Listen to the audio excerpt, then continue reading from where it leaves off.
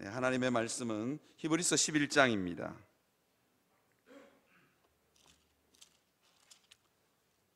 히브리서 11장 33절에서 40절에 있는 말씀입니다. 히브리서 11장 33절에서 40절에 있는 말씀입니다. 제가 가진 성경으로 신약 성경 364페이지입니다. 찾으셨으면 제가 한 줄 읽고 여러분들이 한 줄 읽고 교독하도록 하겠습니다. 그들은 믿음으로 나라들을 이기기도 하며 의를 행하기도 하며 약속을 받기도 하며 사자들의 입을 막기도 하며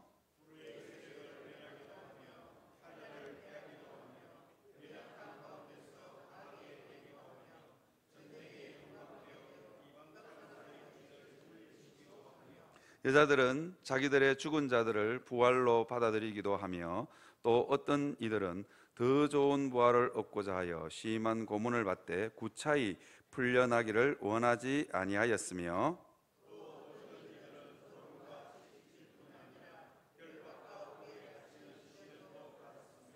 돌로 치는 것과 톱으로 켜는 것과 시험과 칼로 죽임을 당하고 양과 염소의 가죽을 입고 유리하여 궁핍과 환난과 학대를 받았으니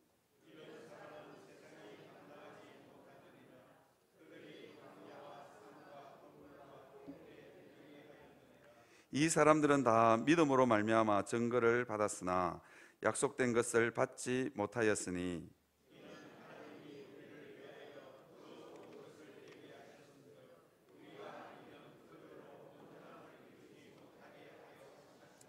아멘. 감사합니다. 네, 히브리서를 저희들이 쭉 보고 있는데요.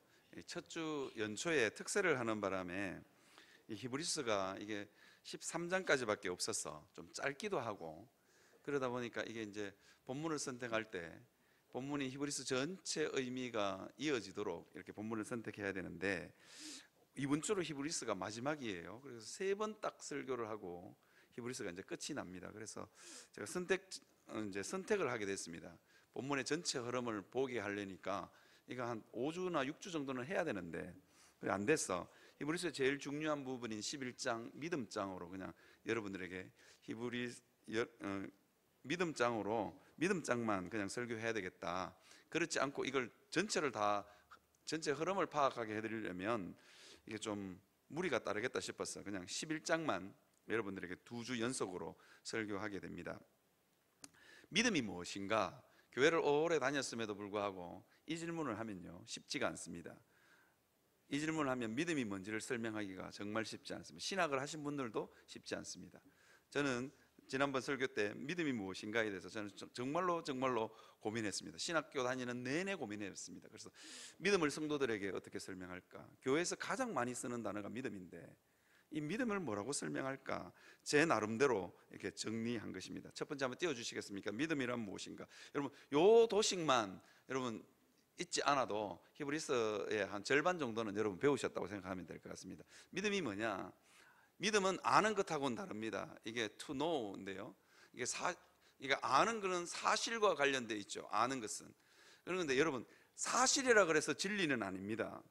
이게 철학에서 인식론을 공부할 때 뭐가 알미냐, 뭐가 지식이냐 이렇게 이야기할 때 여러분 사실에 관련된 것, 여러분 학교에서 배우는 것들이 진리는 아닙니다. 이유가 뭐냐? 저것은 모두가 다 동의하기 때문에 사실입니다. 예를 들면 이런 겁니다. 복습 한번 해보겠습니다. 1 더하기 1은 왜 2냐? 왜 인줄 모르시죠? 왜 약속을 했기 때문에 그렇습니다. 모두가 다 그렇게 하기로 동의했기 때문에 저걸 조금 어려운 말로 철학적 인식론에서 그렇게 정의를 합니다. 그래서 모두가 동의하기 때문에 저건 아는 겁니다. 그런데 저 사실은요 변하게 되어 있습니다. 진리, 예수 그리스도를 믿는 진리 외에는 다 변합니다. 왜냐하면요 여러분 지금부터 한 500년 600년 전만 해도 지구가 평평하다고 믿었습니다. 그죠? 지구가 평평하다고 믿었지만 지금은요 갈릴레오라는 사람이 등장하고 난 이후부터는 지구가 둥글다고 믿습니다. 그리고 사람들이 다 어떻게 하냐? 지구가 둥글다는데 동의합니다. 그러니까 둥글다고 믿는 거죠. 사실은 변해갑니다. 그냥 좀 띄워주시겠습니까? 예, 그 다음에 믿음은 뭐냐? 믿음은 사실 플러스 불확실한 사실입니다. 무슨 이야기냐? 예수님을 들어서 한번 이야기를 해보겠습니다. 예수님은 2000년 전에 이 땅에 태어나셨고, 그리고 로마 제국의 한 정치범으로 십자가에서 처형당합니다. 이 사실을 부인하는 역사학자는 없습니다. 이유가 뭐냐면 로마 총독들이 황제에게 편지를 쓰면서 예수님의 십자가 이 사실을 계속해서 로마 황제에게 편지를 쓰고 있기 때문에, 보고서를 쓰고 있기 때문입니다. 이유는 뭐냐면요, 이런 겁니다.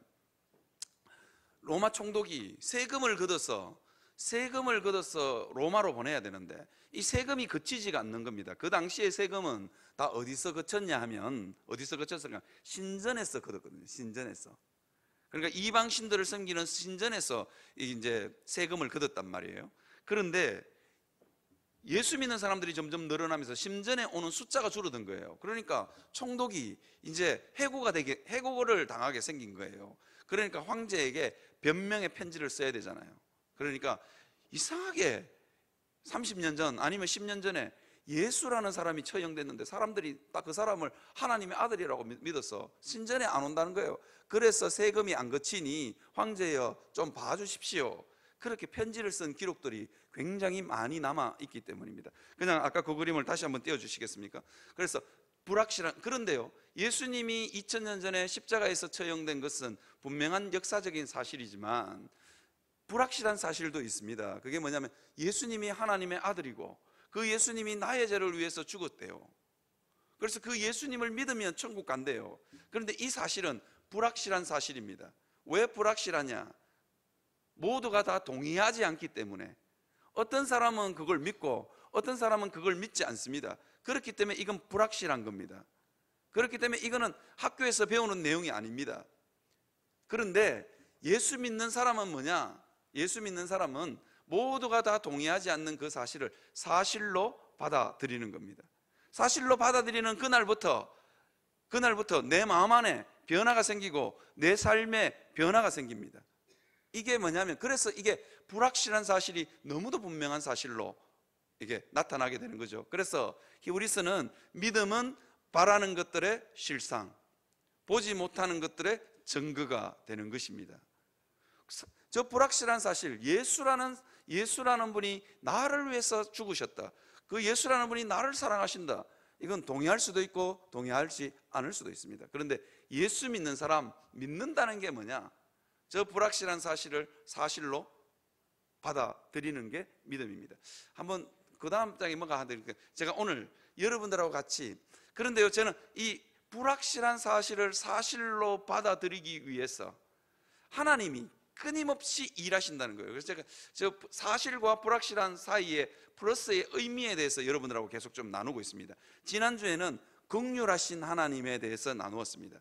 죄인을 불쌍히 여기시는 하나님에 대해서 제가 나누었습니다. 여러분, 호수에 백조나 오리가 우아하게 떠 있지만, 그죠? 우아하게 떠 있습니다.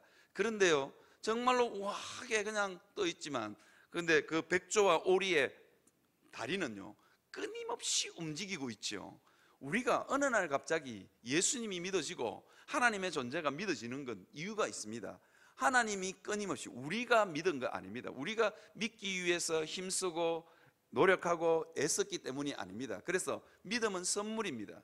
하나님은 우리에게 저 불확실한 사실을, 믿음을 주시기 위해서 하나님은 끊임없이 일하시는 분입니다. 마치 아까 제가 이야기했던 것처럼 백조가 호수에 우아하게 떠 있지만 백조의 다리는 엄청나게 움직이고 있다고요. 하나님은요, 인생들의 삶 가운데 나타나셔서 뭐라고 말씀하시냐? 내 너 사랑한다 라고 끊임없이 이야기하십니다. 끊임없이 이야기하십니다. 여러분, 여기에 국률이 많으신 하나님, 제가 그렇게 표현했잖아요. 여기에 이 국률이 많으신 하나님이라는 뜻은 사랑할 만한 조건이 있어서, 그죠? 사랑할 만한 이유가 있어서, 아니면 뭐 똑똑해서 가진 게 많아서 사랑하는 게 아닙니다. 국률이라는 단어는 어떤 거냐? 사랑하기는 사랑하는데 불쌍해서 사랑하는 게 국률입니다. 그죠? 아무 사랑받을 만한 조건도 없습니다. 그런데 너무너무 불쌍해서 사랑하는 게 뭐냐? 국률입니다. 하나님은요, 우리의 삶 가운데 나타나셔서 죄인인 우리를 바라보시면서 얼마나 사랑하시는지를 끊임없이 우리 삶 가운데 보여주시는 분입니다. 여러분, 그래서 이 히브리서 11장의 믿음장에, 이게 이제 6절에 있는 믿음장에 7절부터 시작해서 전반부의 세 명이 누굽니까? 아벨, 그 다음에 에녹, 노아를 통해서는요, 하나님이 끊임없이 말씀하고 있는 게 있습니다. 그게 뭐냐면 내가 사랑한다는 거예요.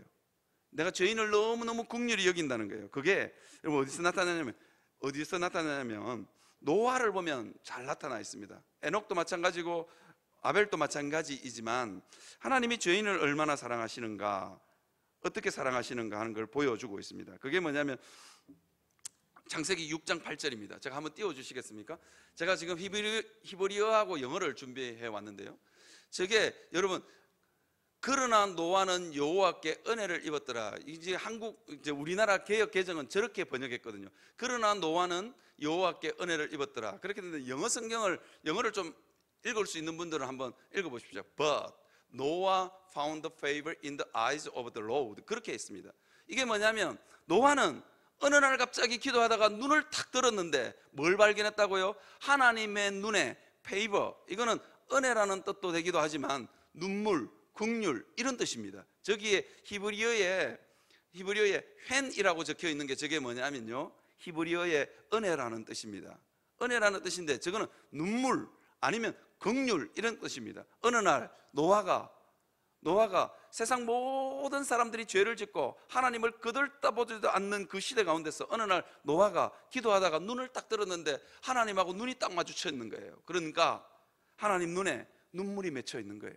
홍수로 다 쓸어버리는 무서운 하나님인 줄 알았는데, 그죠? 언제나 진노하시고 심판하시는 하나님인 줄 알았는데 그 홍수를 120년 후에 예약해놓고 심판을 예약해놓고 하나님의 눈에 눈물이 맺혀 있는 거예요.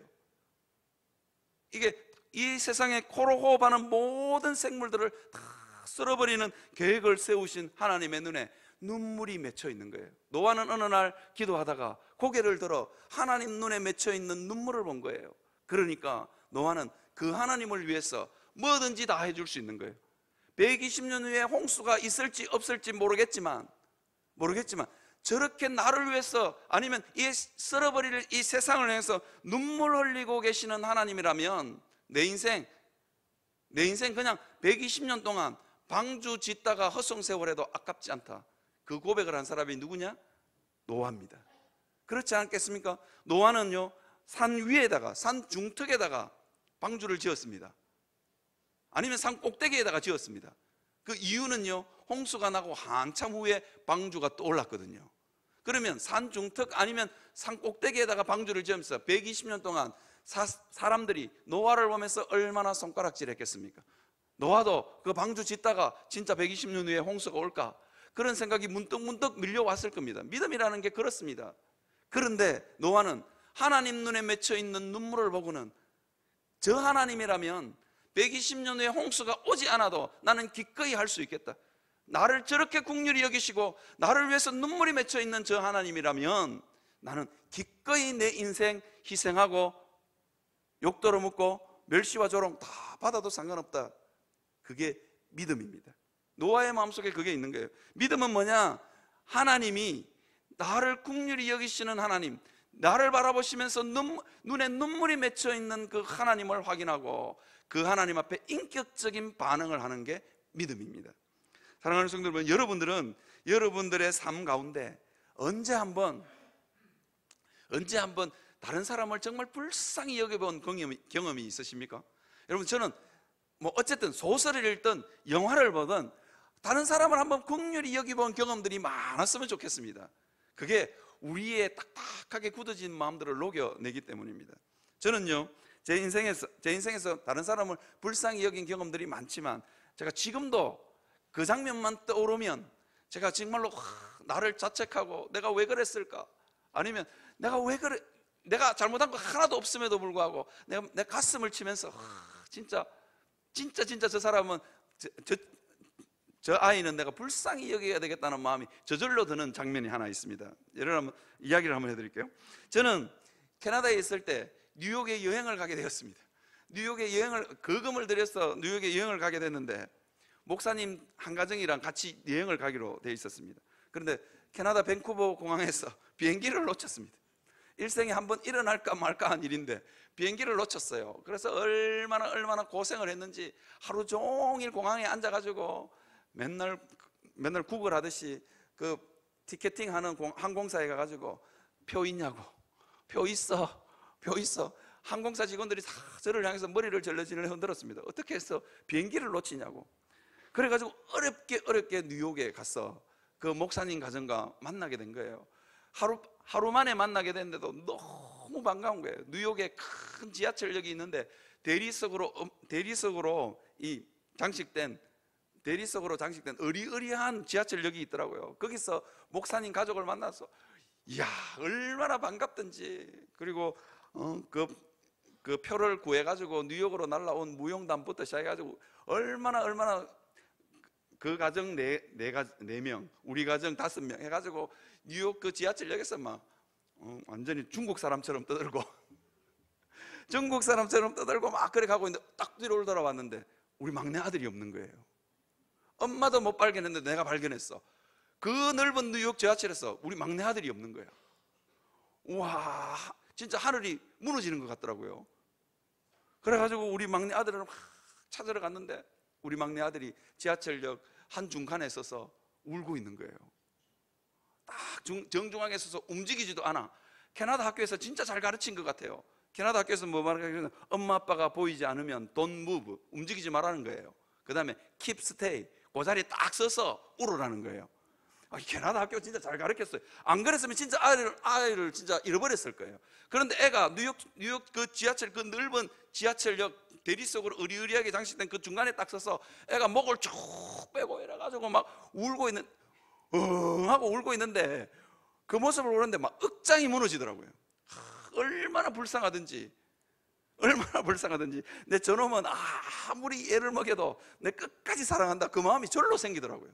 제가 그 모습을 딱 보면서 정말로 얼마나 지금도요 그 아이가 목을 쭉 빼가지고 이렇게 엄마 하고 울고 있는 그 모습만 생각하면요 진짜로 뭐라 해야 될까요? 마음이 찢어진다니까요.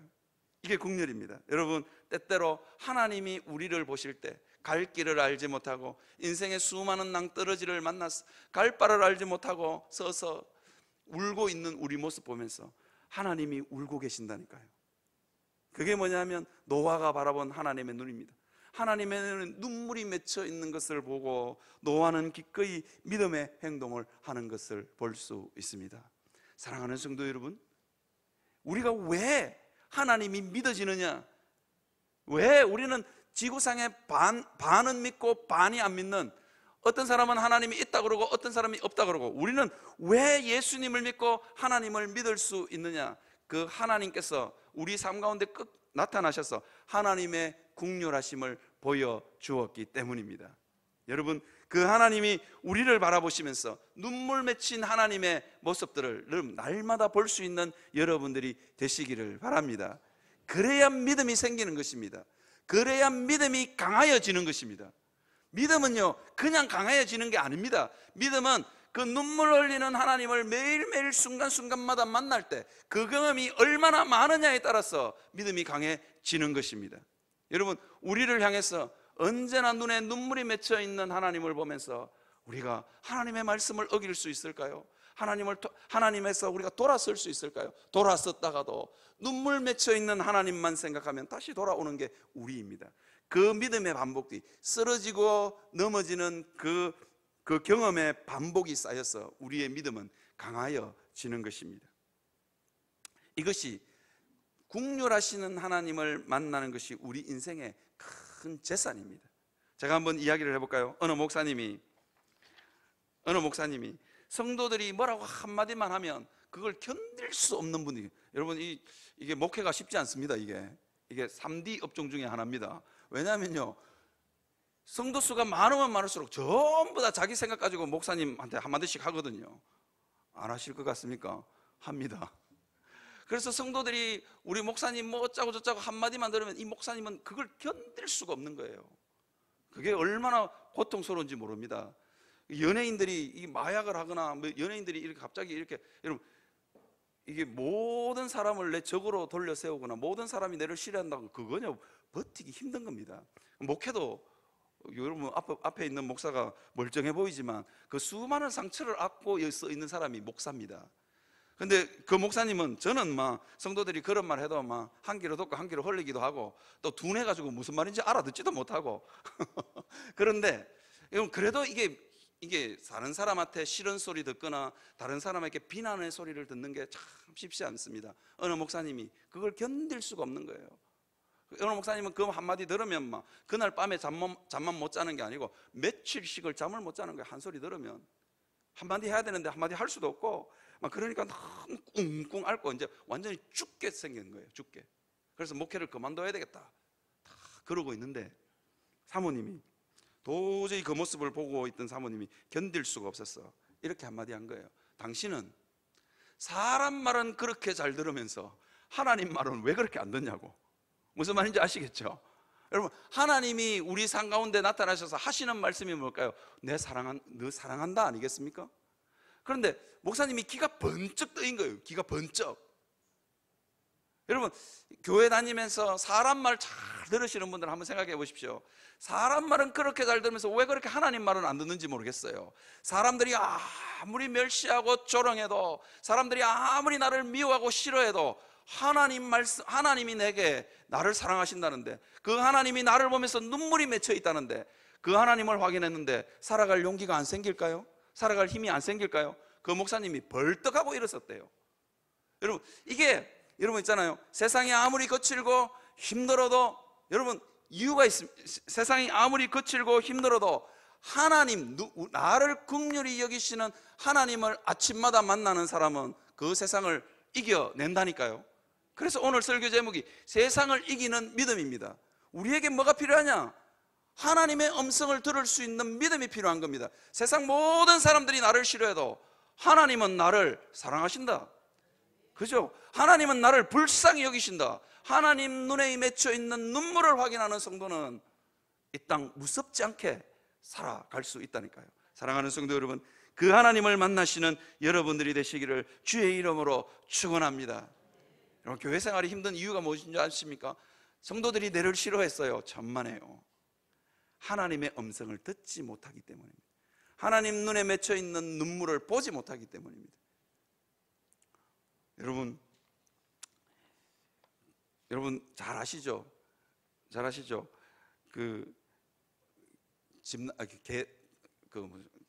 이게 좀 고운 말을 써야 돼가지고 잘 안 나오는데, 집 나간 똥개도 제 집에서는 여러분 큰 소리 빵 치잖아요, 그죠? 그 이유가 뭡니까? 자기 주인이 든든하게 버티고 있다는 거예요. 그런데 우리가 그 하나님을 매일매일 대면해서 보면서 여러분, 우리가 정말로 낭망하거나 절망하지 않았으면 좋겠습니다. 하나님은 우리를 사랑하시는 분이십니다. 그 사실을 믿을 수 있는 여러분들이 되시기를 바랍니다. 히브리서 11장 36절 38절을 띄워주시겠습니까? 히브리서 36장 38절에 이 히브리서를 받아 읽는 성도들도 여전히 고난 가운데 있었던 것 같아요. 우리보다도 더 심한 고난과 멸시 가운데 있었던 것 같아요. 그들에게는 조롱이 있었고 채찍이 있었고 결박과 옥에 갇히는 시련이 있었습니다. 그리고 돌로 치는 것과 톱으로 켜는 것과 시험과 칼로 죽임을 당하고, 어떤 사람들은요 양과 염소의 가죽을 입고 유리하여 궁핍과 환난과 학대를 받았다 그랬습니다. 그 모든 것들을 견딜 수 있는 힘, 그 견딜 수 있는 힘이 어디서 왔느냐? 믿음입니다. 왜? 아침마다 순간마다 눈물 맺혀 있는 하나님의 눈을 확인하는 성도는, 그죠? 광야와 산과 동굴과 토굴 가운데 유리하는 가운데서도 여러분 인생을 살아낼 수 있는 것입니다. 그 모든 것들을 이겨낼 수 있는 것입니다. 아무리 세상이 우리를 구박해도, 아무리 세상이 우리를 누르고 또 눌러도 이길 수 있는 힘이 어디서 나온다고요? 믿음입니다. 여러분, 그 믿음을 날마다 확인할 수 있는 여러분들이 되시기를 주의 이름으로 축원합니다.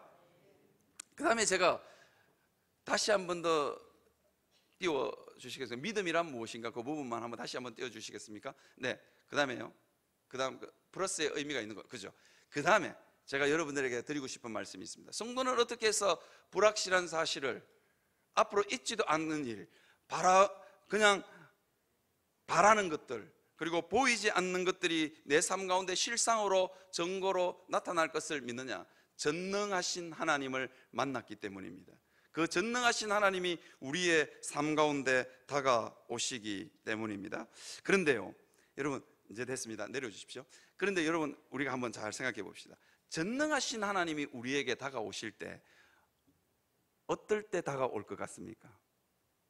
가능성이 전혀 없을 때요. 하나님은 참 짓궂으신 분이신 것 같아요. 인생들이 가능성이 좀 있을 때, 내가 뭘 좀 해볼 수 있을 때 전능하신 하나님이 다가와야 되는데, 하나님은, 이 전능하신 하나님은 언제 다가오시느냐? 나에게 가능성이 전혀 없을 때, 그때 다가오신다니까요. 그걸 어떻게 알 수 있느냐? 창세기 12장 1절에서 2절을 한번 띄워주시겠습니까? 창세기 11장 2절. 아브라함에게 하나님이 나타나셨어요. 아브라함에게 하나님이 나타나셨는데, 너는 고향과 친척과 아버지 집을 떠나라 그랬습니다.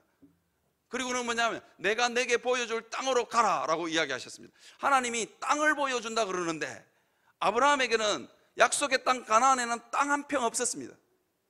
땅 한 평 없었다고요. 그리고 땅을 준다 그러면서도 있는 땅도 버리래. 고향과 친척과 아버지 집을 떠났으니까 있는 땅도 버리래요. 하나님은요, 전능하신 하나님은 우리에게 어떻게 나타나시느냐? 우리의 모든 가능성과 희망이 사라질 때 하나님이 나타나십니다. 아니, 우리에게 가능성이 있으면 그 가능성조차도 없는, 가능성을 꿈도 꿀 수 없는 상황으로 우리를 몰아넣으십니다. 이유가 뭘까요? 그래야만 하나님의 전능하심이 나타나기 때문입니다. 그렇죠? 인생들은요, 자기에게 조그마한 가능성이 있어도 어떻게 하는 줄 아십니까? 내 때문에 그랬지, 내가 잘나서 됐지, 이렇게 생각하는 게 인생들이라니까요. 인생들이 얼마나 그거냐, 가능성이 전혀 없음에도 불구하고요. 제가 중국 유학생 사역할 때, 중국 유학생 한국말도 잘 못하는 중국 유학생이 저한테 왔어요. 제가 그 중국 유학생 보고 제가 뭐라고 부르냐면 오빠라고 불러라 그랬어요. 목사님, 강도사님 부르지 말고 오빠, 나는 오빠라고, 이름이 뭐야? 그러길래 오빠. 그러니까 얘는 항상 내한테 오면 오빠라고 불렀어요. 기분이 좋았어요. 그런데 이 친구가 어느 날 갑자기 탁 와서 뭐라냐면 알바 없어 그러는 거예요. 그 말은 뭐냐면 알바 없어, 알바 구해줘, 그런 뜻입니다. 그래서 제가 하나님께 기도해봐, 그렇게 이야기하니까 얘가 뭐라 그러는지 아세요? 하나님 없어, 알바, 오빠 구해줘, 그렇게 이야기를 했어요. 그래서 제가 3번이나 구해줬어요. 내가 오늘부터 기도할 테니까 하나님 알바 주신다. 그래가지고 3번이나 구해줬어요. 3번이나 구해줬는데, 그러면서 제가 뭐라 했냐면, 한 번 구해줄 때마다 봐, 기도하니까 하나님이 주시지. 그러니까 걔가 뭐라고 이야기한 줄 아세요? 오빠, 우연. 무슨 말인지 아시겠어요? 그냥 우연히 생기는 거라는 거예요. 첫 번째, 두 번째, 세 번째 전부 다, 야, 중국 사람은 3세판을 믿는다는데, 야, 이제는 하나님 좀 믿어봐, 내가 기도해서 너에게 알바를 구해준 거야. 그러니까 아니야, 하나님 없어, 우연 그랬어요. 인생들이요, 대부분 다 그렇습니다. 믿음이 없으면 전능하신 하나님이 우리 삶 가운데 나타나도 그냥 우연이 됩니다.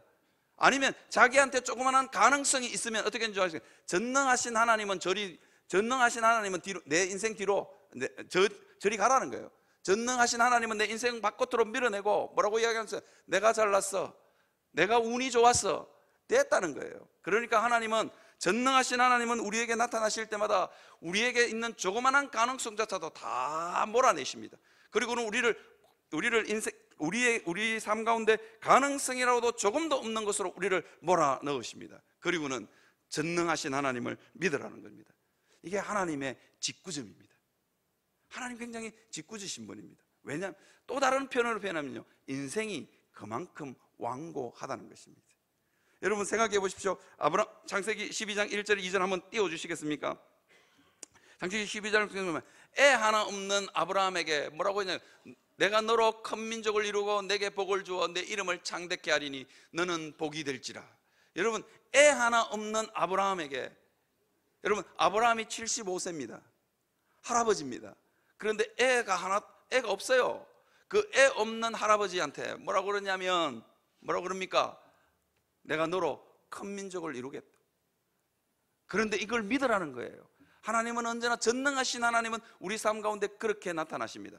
그래야만 하나님이 전능하신 하나님이 되시기 때문입니다. 그래서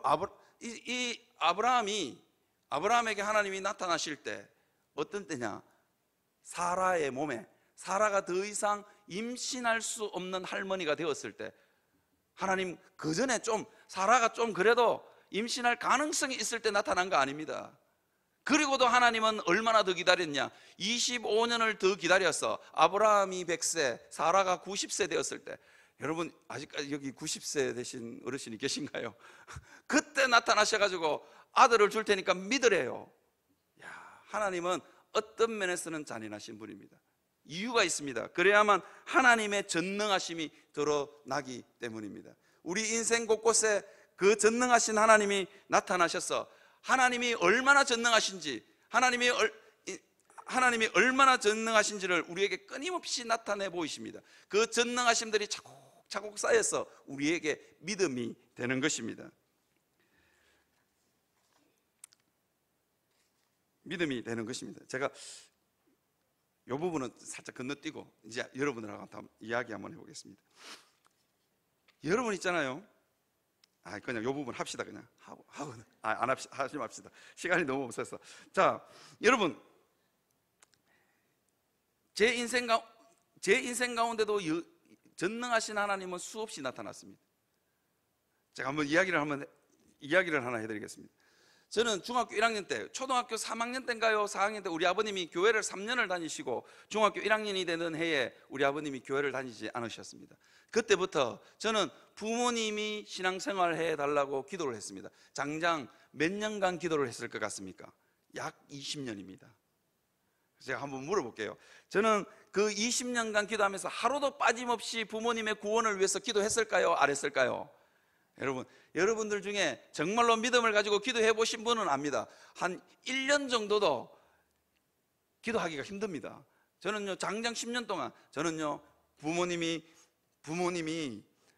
신앙생활을 위해서 기도하다가 잊어버리고, 안 될 것 같아서 잊어버리고, 자다가 새벽 기도하다가 자다 일어나가 주여 우리 아버지 이러고 끝입니다.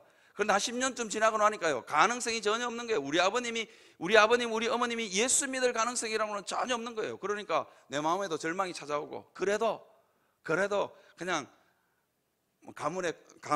그래도 그냥 생각날 때마다 주여 우리 아버지요 이러고 그냥 마는 겁니다. 그런데도 그 기도를 할 때마다도 우리 아버님이 교회를 올 거라고는, 우리 아버님이 예수를 믿을 거라고는 저는 상상도 하지 못했습니다. 그냥 기도하라 그러니까 그냥 믿음의 끈 잡고 하나님 전능하시지요? 하나님은 할 수 있습니다. 하시면 좋고요, 안 해도 어쩔 수 없습니다. 우리 아버님 7대 종손인데 가능하겠습니까? 그리고 어쩌다가는 신대원을 들어가서 다른 사람들은 다 부모님의 기도를 받고 신학 공부하는데 나는 없어가 서러우면 하나님 아이고 서럽습니다. 우리 아버지 좀 어떻게 좀 해주이소. 그렇게 기도했던 게 저입니다. 그냥 신락 같은 믿음 붙들고 그냥 기도하는 게 저였습니다. 그런데 하나님께서는 저를 오래 기다리게 한 만큼 하나님께서는 저에게 아주 놀라운 역사를 일으키셨습니다. 제가 강도사였을 때입니다. 나이가 30이 다 되어 갔을 때 우리 아버님이 교통사고를 당하셨어요. 교통사고를 탁 당하셨는데 몸이 멀쩡한데 기억상실증.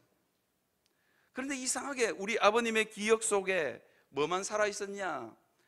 우리 어머님이 우리 어머니도 아줌마 누구세요? 그럴 정도로 정말 기억이 싹 다 사라졌습니다. 그래서 저는 우리 형제들은 우리 아버님을 우리 형제들이 우리 아버님은 또 이게 대소변을 받아내면 아이고 이거 누구신데 왜 이래 이 젊은 총각들이 와가지고 내 때문에 이래 고생을 하시냐고 늘 그러시던 분이었습니다. 그러니까 남이었죠. 완전히 남이었습니다. 그 남인 아버지를 저희들이 병간호를 했습니다. 그러나 어느 날 우리 형님이 우리 아버님에게 질문했어요. 아버지, 이제 참 엄청나게 힘든 시간들을 보내고 있는데 중환자실도 다녀오시고 엄청나게 힘든 시간들을 보냈는데 아버지 이제 퇴원하시면, 저희들은 그때까지만 해도 퇴원할 날이 있을 거라고는 상상도 못했습니다. 퇴원하시면 아버지 교회 가실 거지요? 그러니까 우리 아버님이 경상도 사투리로 딱 이렇게 이야기하셨습니다. 야 이놈의 소나, 내가 지난주에도 교회 갔다 왔잖아. 이 무슨 우리 형님도 그 말을 듣고는 뭔 소리인가 이렇게 한참을 그때 번쩍 뛰는 생각이, 우리 아버님의 기억 속에 어떤 기억만 남아 있으냐? 교회 다니던 3년간의 기억만 남아 있고 나머지 기억은 다 사라진 거예요. 그래서 우리 아버님이 어쨌든 중환자실을 벗어나서 퇴원을 하시게 됐습니다. 그래서 우리 아버님은 아니나 다를까 그 기억만 남아 있으니까, 교회 다니던 기억만 남아 있으니까 교회를 그냥 가신 거예요. 그리고는 정신이 다 돌아오셨어요.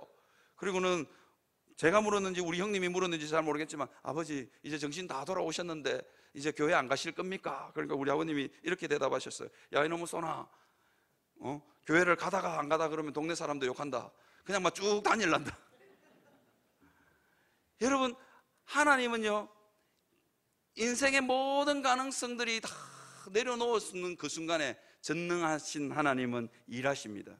인생 가운데 그 전능하신 하나님이 일하시는 경험들이 차곡차곡 쌓여서 뭐가 되느냐? 믿음이 되는 것입니다. 사랑하는 성도 여러분, 왜 하나님은 우리에게 믿음을 주시고 우리에게 말씀하시고 난 후에 오래도록 기다리게 하실까요? 여러분, 그 노아는 방주를 짓고 홍수가 오기 전까지 몇 년을 기다렸죠? 120년. 그죠? 그리고 에녹은요 하나님과 동행하고 난 후에 죽음을 보지 않고 하늘로 옮기는 데까지 몇 년이 걸렸습니까? 300년이요. 왜 하나님은 그토록 오래도록 기다리게 하셨을까요? 아브라함도 마찬가지 아니겠습니까? 25년을 기다렸습니다. 여러분, 25년, 말이 좋아 25년이지 25년쯤 기도하고 있는 기도 제목이 있으면요 내가 그 기도를 했는지 안 했는지도 모릅니다. 처음에 할 때 기도하고 기억도 가물가물해지는 게 25년 세월 아니겠습니까? 그런데 그 세월 동안 노아가 끊임없이 믿음의 끈을 붙잡고 늘어지게 하신 이유가 있습니다. 그게 뭐냐면요 이겁니다. 히브리서 11장 40절, 이 믿음장의 최종 결론입니다. 제가 PPT로 안 띄우겠습니다. 잘 들어보십시오. 이는 하나님이 우리를 위하여 더 좋은 것을 예비하셨은즉. 여러분, 하나님이 여러분들로 하여금 오래 기다리게 하실 때는요 여러분 뭐라고요? 더 좋은 것을 주시기 위한 방편입니다. 여러분 자녀들이, 여러분 배우자들이 예수 믿는 일들을 위해서, 가족 구원을 위해서 오래도록 기도하고 계신 분, 그게 도저히 불가능할 것 같은 분, 그리고 기도에조차도 잊어버리신 분, 여러분 믿음의 끈을 가지고 여러분 기도할 수 있는 여러분들이 되시기를 바랍니다. 제가 여러분들에게 막 주여 주시옵소서 믿습니다 그러면서 기도를 아니라는 거예요. 가끔씩 생각나면 하시고.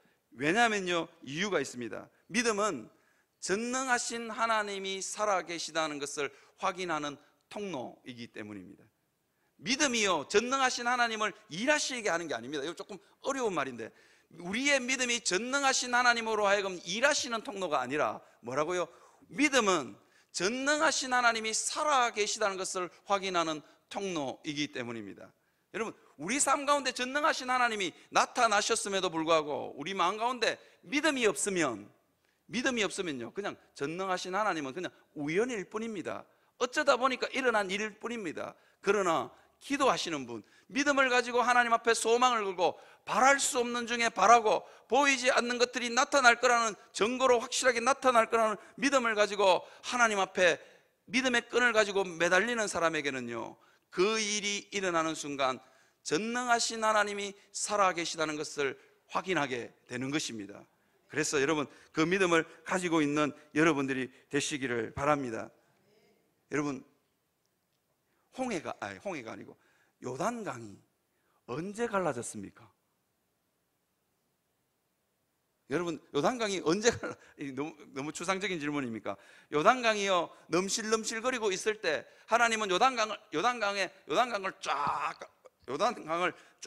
갈라놓고 야들아 봐라, 요단강이 바짝 말랐다, 그러니까 건너라 그러셨습니까? 하나님은 그렇게 나타나시는 분 아니라니까요. 요단강이 넘실거리고 있는데 제사장들이 그 넘실거리는 그 요단강에 첫 발을 내디딜 때 요단강이 갈라지는 역사가 있었습니다. 사랑하는 성도 여러분, 여러분들 안에 정말로 이 믿음의 첫걸음을 떼실 수 있는 여러분들이 되시기를 바랍니다. 여러분들의 삶 가운데 도저히 바랄 수도 없고 꿈꿀 수도 없고 도저히 일어날 것 같지 않는 일들을 바라보시면서 여러분 기도할 수 있는 여러분들이 되시기를 바랍니다. 그러면요 바라는 것들이 실상이 될 것입니다. 자, 한 가지만 더 하고 마치려고 합니다.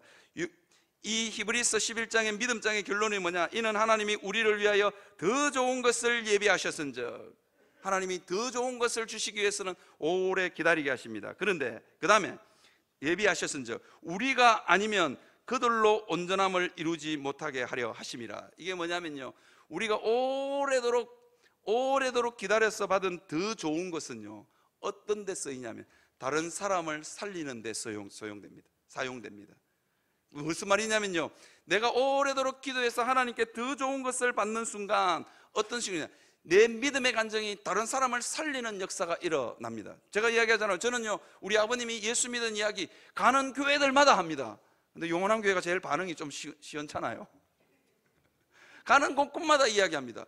20년을 기도해서 얻었는데 저 얼마나 좋은 설교 제목인지 모릅니다. 끝까지 여러분의 안 믿는 자녀들을 위해서, 여러분의 배우자들을 위해서 여러분 기도할 수 있는 여러분들이 되시기를 바랍니다. 용기를 가지십시오. 기도를 까먹기도 하고, 그죠? 저는 까먹기도 했습니다. 까먹기도 하고, 아이고 막 포기할란다 막 새벽마다 일나가지고 서러우면 주여 우리 아버지, 이랬던 기도도 하나님이 들으셔서 하나님이 전능하심을 나타내셨습니다. 사랑하는 성도 여러분, 그 하나님을 믿고 믿음의 끈을 붙들고 갈 수 있는 여러분들이 되시기를 주의 이름으로 축원합니다.